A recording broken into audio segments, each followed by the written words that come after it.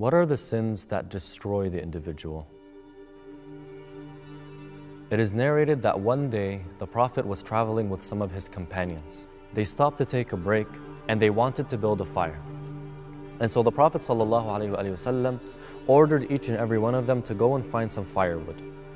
They went out, but they couldn't find big pieces of wood to put in the fire.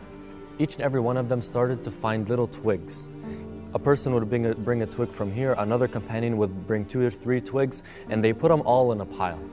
The Prophet ﷺ had all the companions gathered around this big pile of twigs. He lit the flame and he looked at them and said, "This is how the sins accumulate." And he threw the flame on the twigs. Suddenly, the heap of twigs became a blazing fire. It's as if the Prophet ﷺ is saying, sometimes a person's hell is not built from the greatest of sins.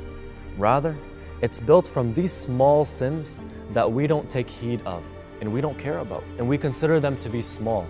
But something small added to something else that is small becomes something very big. The same way that the fire did not need a big log to start, sometimes our hellfire does not need the biggest of sins. My brothers and sisters, the scholars of akhlaq, morals and ethics, come forward and tell us never to belittle a sin. Because if we belittle this sin once, we will belittle it again, and belittle it again, and it will accumulate.